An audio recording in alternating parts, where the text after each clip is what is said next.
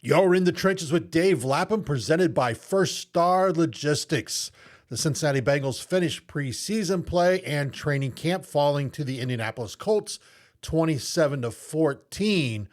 And Lap, just like First Star Logistics says, opportunity knocking. Well, guess what? There were some Bengals that took advantage of their opportunities. And when we start talking about this game, Trayon Williams, 66 yards on 11 carries, a 6.0 average. Jermaine Burton comes up big with 4 catches, 56 yards, a 14-yard average, and a touchdown. And Jordan Battle, an interception for a touchdown. Yeah, I'll tell you, those guys did take advantage of snap opportunities. And, you know, if I'm a young player, I look at Trayon Williams and say, you know what? I'm going to model the way I approach it like this guy. This guy's a pro's pro. I mean, it's like, hey, Trayon, you know, we know you haven't gotten a whole lot of carries during the regular seasons the last, few years. I mean, he's going into his 6th year now. And it's like during the preseason, he wants the opportunity. He doesn't care who he's playing with, who he's playing against. He wants to lug the rock. I mean, he wants to play football. He's a pro's pro, and he gets himself ready for that type of work at all times, as well as special teams. I mean, he's a return guy. He's a cover guy. He does everything for Darren Simmons as well. He's one of Darren Simmons' core special teams guys. So it's like, here's a guy that has carved himself out a niche and a role in the National Football League, doing whatever he needs to do to help his football team. And then along the way, he's helping himself. And like you said, averaged 6 yards a pop. He had back-to-back 14-yard rushes. He had a 16-yard carry as well. You know, it was kind of all or nothing with him. Those carries were pretty spectacular. And he had a couple of 6-yard rushes, and then he had 4 carries for only 2 yards. He had a 1-yard carry, and he had a no gainer. So, you know, his offensive line was either giving him opportunity for him to expand upon, or it wasn't happening. So, his first 5 carries of the game, he had 5 yards on his first 4 rushes. 2 yards, nothing. 1 yard, 2 yards. He's averaging a little over a yard a carry. Does he get discouraged? No. He rips off back-to-back 14-yard rushes. And so then on the last 7 carries of the game, he totals 61 yards. And he averages almost 9 yards a pop. So, you know, again, it's like, it's not how it starts, it's how you finish, you know. And so many young players can gain so much, learn so many lessons from a guy like Trayon Williams, who just has the right approach, the right attitude, the right mentality for all of it. And Burton, I mean, this guy, you cannot deny this guy's talent. I mean, there's just, you'd be foolish to do so.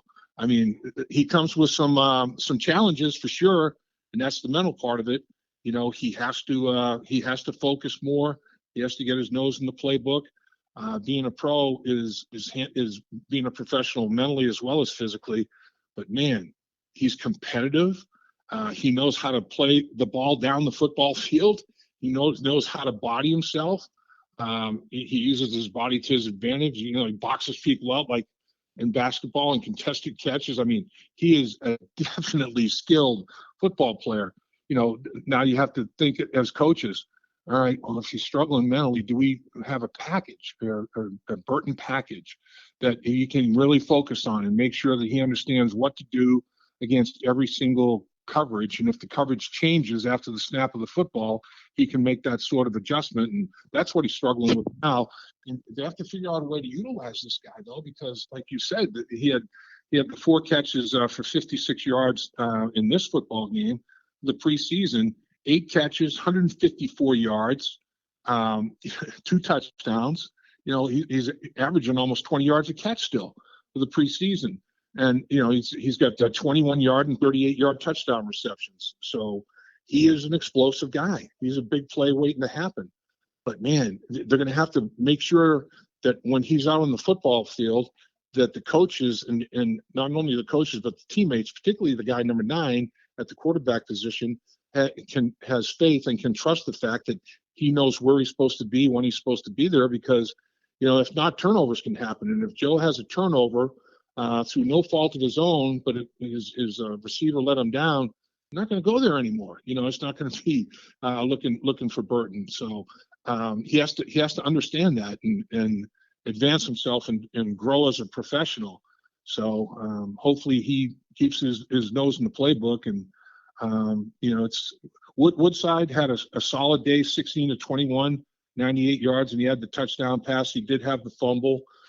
His whole day, though, and basically the Bengals' whole day, was horizontal passing. I mean, it was screens. They ran their screen game. I mean, running backs, wide receivers, tight ends. It was screen, screen, screen. And it worked well for him. Yeah, Jordan Battle had the huge pick six and took advantage of wide receiver and quarterback being on different pages. And that's what we're talking about with Burton. Richardson read the coverage one way, receiver read it the other way. Burton threw the ball behind where the receiver was going. He thought the receiver was going to break the opposite direction. He broke out instead of breaking in. Jordan Battle was the beneficiary of that. I mean, it was like he said after the game, it was a Christmas present. And there it was, and he unwrapped it and took it to the house. So those are the kind of things that you don't want to have happen, particularly when the games start to count. You don't want to be on different pages. And Jordan Battle has been one of the more consistent special teams players for Darren Simmons in the preseason, and that's big because right now he's the third safety, so he'll only be on the football field. God forbid, if there's injury, he'll be on the football field sooner, but he'll be in those three safety packages that Lou Anarumo likes to run. But you've got the killer bees, Von Bell, and well, not killer bees, the killer safeties, Von Bell and Geno Stone back there, getting it done at the safety position, and veteran guys, great communicators. Jordan Battle's learning a lot from those guys from a knowing how to communicate standpoint. And the reason that he got the interception, he and Tyson Anderson, they disguised it well. Lou Anarumo is the master. Lou Dini is the master back there in terms of having his safeties not tipping who's going to roll down toward the line of scrimmage and who's going to drop. And, they did it to perfection.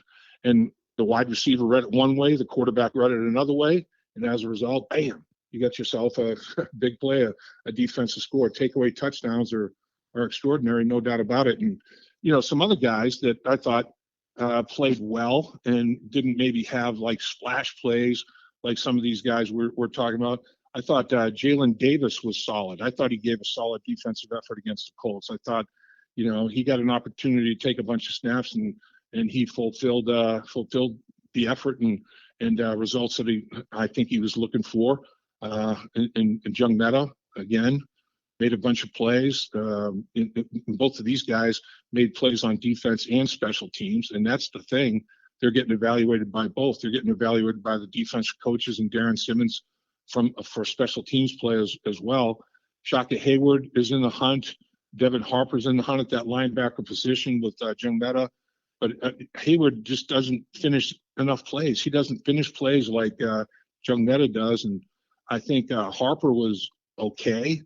He was average, maybe a little bit of a cut above, but I'm not sure that anybody did anything to unseat what Young Meta has built through the course of the preseason. I mean, he's been, the leading tackler just about every single game, and he's shown that he can hold up on special teams. I think he's going to be solid in that area for Darren Simmons as well.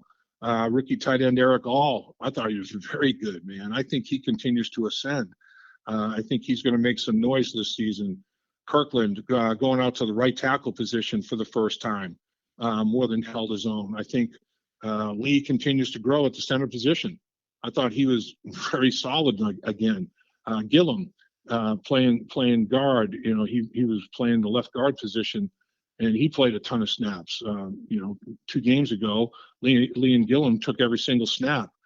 Gillum took a bunch of snaps again last night, and he did a lot of good things. I mean, he's a guy that, worst case scenario, I think you got to continue to try to develop the guy. Hopefully he clears waivers and they can reclaim him for the practice squad. I thought Cody Ford was solid. Cody Ford was working against Latu. And, Latu can rush the passer, man. This guy, 17th pick of the draft. He's a very accomplished pass rusher. And Ford, I thought, did pretty darn well during the course of the football game. So, a lot of guys, I think, they knew they were going to have significant snap opportunities.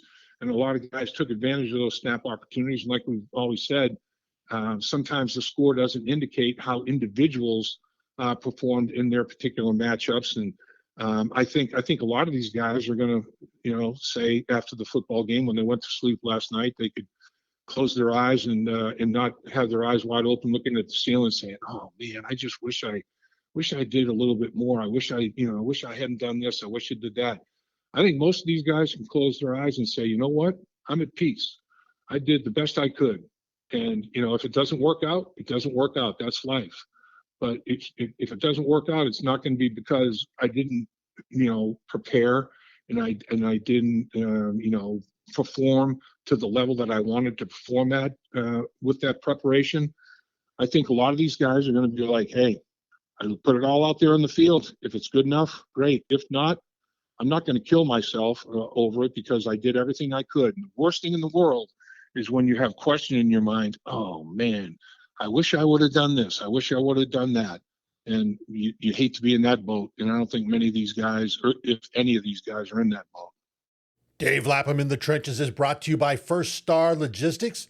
First Star Logistics is currently hiring freight agents. They are an asset-based company with 24/7 support, unsaturated agent network, highest commission percentage in the industry, and over 30,000 pre-screened carriers. For more information on the opening positions, visit firststarlogistics.com/careers for all the information on one of the fastest growing companies in Cincinnati and a great place to work. Lap, if you're Duke Tobin, you have to be extremely happy because you looked at the roster you put together, the 90 guys you brought into your camp, and you had competition after competition throughout this whole camp, which says a lot when you look at the last two preseason games. Yes, they go under the loss column as far as a score, but you had your backups in both of those contests play against first team offenses and defenses and held up quite well. So it says you did a good job scouting the guys you brought into camp. Yeah, it's not like they didn't belong, Dave. I agree with you. I mean, they competed and they competed well. And I do think that this training camp was very, very sound and solid in how they have prepared the players for the opening game, because practices themselves were a high level of enthusiasm and energy. And it started to get chippy, and they got tired of hitting each other day after day. And practices, they were about football. It wasn't individual drills and underwear ball, shorts and T-shirts. They were out there doing situational football, whether it be, second down and long, third down, no matter what the distance, short, medium, or long. If you don't convert on third down and it's a short fourth down conversion, go ahead and get that done in that period. Red zone, third down, move the ball, unscripted. That's just football. It's like line up and play. And, each down, when that down is completed, it's a whole new circumstance for the next down, and it's good for the coaches to get in a rhythm for calling plays. It's good for the players to get in that kind of rhythm. They did that all training camp long, and then compound them doing that with joint practices with different teams, different players, different schematics, different concepts, and they got a lot of good work. And it was ones against ones, twos against twos against ones in those joint practices as well. So the number ones didn't get a whole lot of work in the preseason games. But they got a ton of work, a ton of snaps in the practices and joint practices. And it was physical. It wasn't patty cake stuff. It wasn't underwear ball.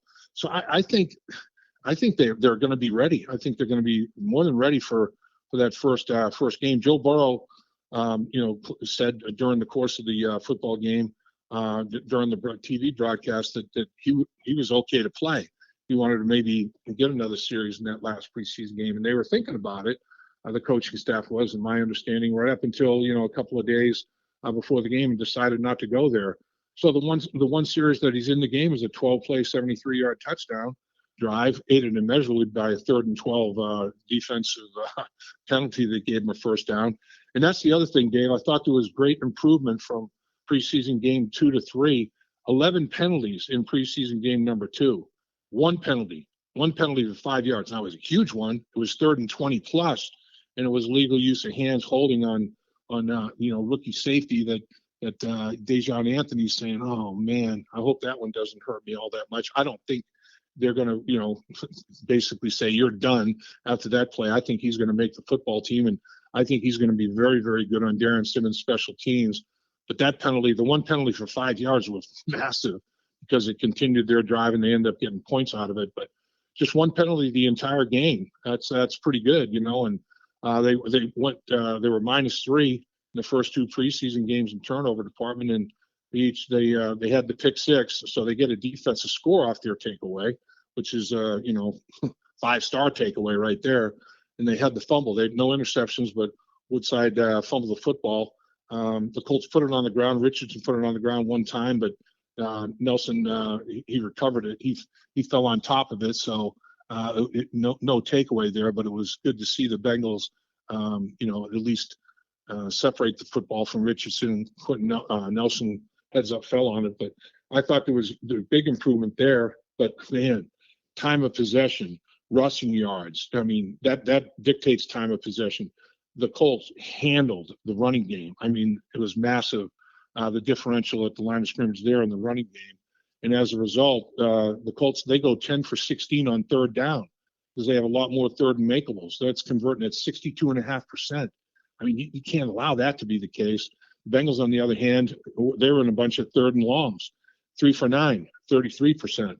And that trickles down to time of possession and everything that goes along with it. So, still a lot of work to be done. But again, like we said before, it was 2s going against their 1s in a lot of situations there. And the Bengals substituted pretty freely. It was 2s and 3s for a big part of that football game. And the Indianapolis Colts number 1s went right up until the very end of the second quarter. It was like the last drive offensively of the second quarter. The Colts, made their substitution. So they lived by what they said. They thought that the 1s would go almost a half, and that's exactly what happened. But honestly, Dave, when you're a young guy getting the opportunity to perform against starting caliber NFL players, and you can put that tape out there for the last preseason game when teams are trying to make decisions with all these guys on the waiver wire. I mean, it is gonna be nuts. Look, approximately 1,200 players going to be on the waiver wire. 500 of them, if they, after waivers, they're cleared of waivers, they can be claimed on the practice squad. And so 500 of them will return, but about 700 players are basically saying goodbye to the league at this, the National Football League anyway, at this point in time. So, and that's the thing I said to Zach in the postgame conversation we had. I said, when in this scenario, if you waive some of your players and you can bring them back on the practice squad, you may have to clear waivers before you can bring them back to your practice squad. If they're out there, and then there's somebody else like you can't believe, wow, this guy is out there. Well, they were stacked at the linebacker position or the running back position or whatever position for this guy to be out there. But this team is really, really deep at that spot, and they let a good player go. Do you say, you know what, how much better is he? If it's significant, that's an obvious decision. But if it's not, boy, we've invested all this time, with each other. The players invested time with us. The coach invested time with him. We've developed him to this point. He knows our system a lot more than bringing somebody in off the street would know. And Zach said, yeah, that's all true. But, if he's better, we're trying to find the best 53 players we can.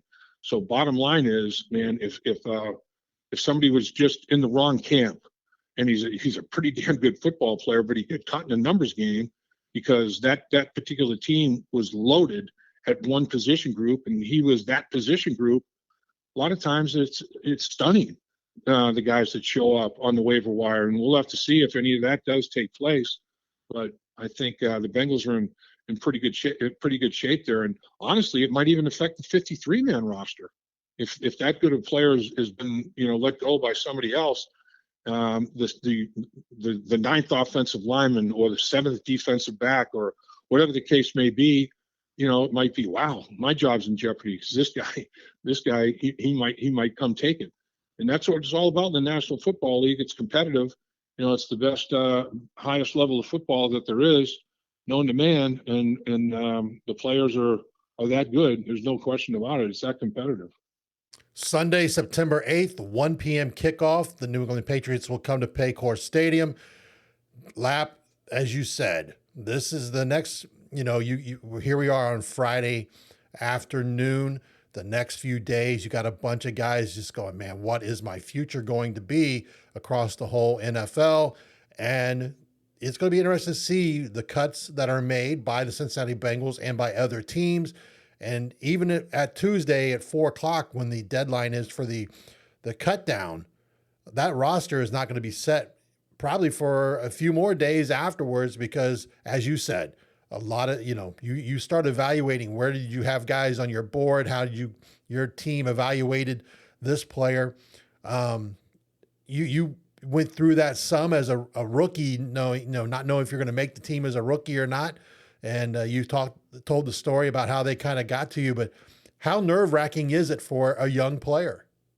It is. I mean, you get in your own head. There's no question about it. It's like, as a rookie, I get married literally days before training camp. And, I can remember, many times during training camp, I check in with my newly married wife, and I'd say, I don't think I'm going to make it. I mean, Mike Reed just destroyed me today in pass rush. I mean, I barely laid a glove on him, and then I'd call her, the next day, and, hey, I think I might make it. I did pretty well today. I did a lot better than I did yesterday. So it is a huge emotional roller coaster. And honestly, I was glad that I had her as somebody that I could, kind of, spill it all out to. A lot of these, guys are not married. They don't have anybody like that, and they're just taking it to their room at night and going to sleep and just, having all this mental and internal turmoil about it. At least I was able to get it off my chest and had a partner to, to share it with. And all of that's a factor. And, I can't imagine what she was thinking on the other end. She's thinking, should I pack my stuff up and come to Cincinnati or not? It's like, what's going on here? So it is. It's a definite unsettling time for a lot of these young guys. And then you have guys also. There's going to be guys on this football team that have been on the football team that may not be on the football team anymore because other guys have ascended and they've gotten, they're developed and they're performing at a higher level. I mean, Jackson Carman, I think, is in serious jeopardy. Trey Hill is in serious jeopardy. These guys have been here in the offensive line, for example, for a few years. So that's the life. I mean, that's what you're looking at. Not only to make it as your rookie year, but man, now you have to approach it. You can never take it for granted. If you take it for granted, if you think, oh, I've arrived, I'm going to be making the team next year. That's when you're going to get the kick in the butt and the knock on the door to kick you in the butt and move you on. And then the other things, Miles Murphy, they're going to have to make a decision.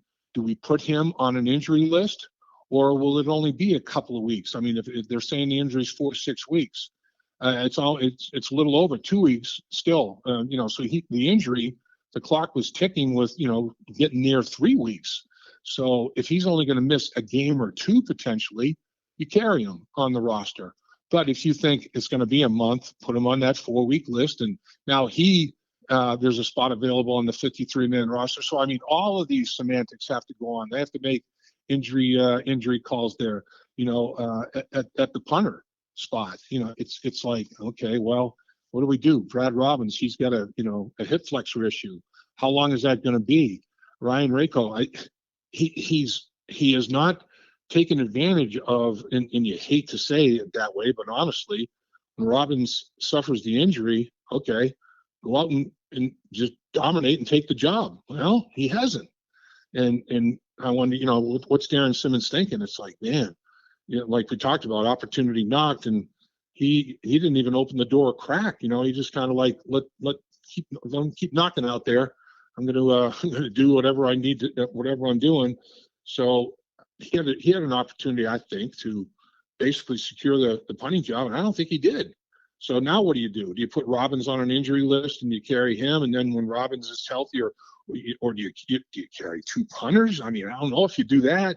You don't carry two punters, but if Robbins can't punt on the active roster, but if Robbins can't punt, you're going to have to put him on some sort of injury list, and then he won't be available to you for a month. And then during that course of time, if Rako, it's like, okay, well, now I've got it figured out. I know what I was doing wrong. He starts booming the ball again. And here's poor Robbins on the injured list, can't compete, can't do anything about it. And then, they let him go. I mean, that's just, those are crazy examples of what life is like in the National Football League. And a lot of guys have sleepless nights as a result of it. Yeah, not just players, coaches. I'm glad we're just the ones talking about it after it happens instead of the ones having to make those decisions. Right, right. It is. I mean, the coaches, the organizational people, like you said, Duke Tobin and his people, and the coaches and ownership, they all get together, and here in Cincinnati, they get together and they watch tape together after every practice. I mean, and if they don't watch it together, they're watching it as groups individually. Ownership's watching it, the personnel department's watching it, and the coaches are watching it with players, and coaches are watching it individually. But game tape, oh man, game tape it's viewed, consumed, and digested as one big group in terms of the decision making. So I think that's a very sound way of doing it, because now you can kind of feel like, okay, what's everybody thinking about players, and you can get on the same page quicker. It's a majority rule decision, and you can have a pretty good handle on that. Like, they already know it's probably down to like 3 very tough decisions that they're going to have to make, and they're just basically talking it over with each other, getting every opinion out on the table that they can possibly get, and then they're going to come to a consensus decision on it. So and that individual player's career is hanging in the balance. You've been in the trenches with Dave Lapham, presented by First Star Logistics. Again, First Star Logistics is hiring freight agents right now. They're an asset-based company with 24/7 support, an unsaturated agent network, highest commission percentage in the industry, and over 30,000 pre-screened carriers. Visit firststarlogistics.com careers to get the latest information on the fastest growing company in Cincinnati and an awesome place to be a part of. Lap, it's hard to believe the preseason. It just seems like we just started talking training camp, and here we are. The preseason's over. It's time for some real football where you get a couple weekends to kind of enjoy before that grind hopefully will end in New Orleans in a Super Bowl for the Cincinnati Bengals. That'd be a great place to celebrate a great season. Would be New Orleans, man. Mardi Gras capital. It would be a mini Mardi Gras for sure. Maybe not even a mini Mardi Gras. It might be as big as that Mardi Gras celebration. New Orleans is a great host city, and it's got everything. It's got great weather. It's got great food. The hospitality. They're always thrilled to be hosting the National Football League and their Super Bowl. I mean, it would be a great place for the Cincinnati Bengals to match up with the NFC champion and try to win a Super Bowl trophy. That would be awesome. Well, everything seems to be going in the Bengals' way. Joe Burrow made it through all training camp. Now we just got to bubble wrap him until week 1. And then you have, the one thing, I don't want to get into today because everyone's talking about it, the Jamar Chase situation, the contract. It sounds like, as you and I both know, this thing can be done overnight. And there's no sense to, dig into what's going on there. But it's going to be interesting to see, as we've talked about all through this, about those cuts that'll come on Tuesday or in between now and Tuesday when they make the final roster. So it should be a lot of stuff to talk about when we get together to talk about the roster being put together come Tuesday afternoon. Yeah, they're going to have practices down there a couple of the days. It's either Sunday and Monday or Saturday and Sunday. And those are not open to the media because they are making decisions. Honestly, practice is a factor. If practice can be a tiebreaker, if it's like, boy, these two guys in game tape have been equal. I mean, virtually equal. What's the tiebreaker? Oh, the tiebreaker is, how does he come to work every day? What's he like in meetings? What's he like with his teammates? How intelligent is he? Does he pick it up fast? Or is it a guy that, oh man, he's a piece of work? I mean, there are too many issues to deal with this guy. He ultimately makes plays, but man, this other guy, from a tangible and intangible standpoint, the intangibles are just, off the charts in comparison. And that's an easy decision. Sometimes it comes down to maybe just one or two intangibles. I mean, you're looking, you're searching. It's almost like you're trying to find a needle in a haystack to support your opinion on a final guy. And sometimes it's just, a gut feel about guys. And the hardest thing for coaches to do is make a projection on who will develop faster. When I'm coaching these guys, who do I think is somebody that's going to develop faster? And usually, it's the guy that has the higher football IQ, that has the acumen to absorb and digest more, because, it's like a lot of guys can, take on a block, defeat it, and make a tackle. But if you ask them to disguise, or you ask them to, now get to the next level, instead of an introductory level course, you're talking doctorate level courses in the NFL with respect to game plans.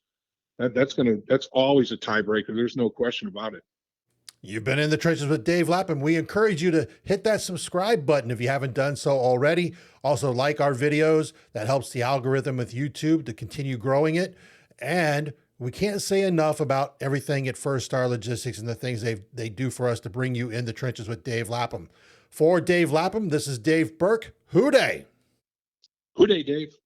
Dave Lapham here, and every day I am grateful for my experience to have played professional football.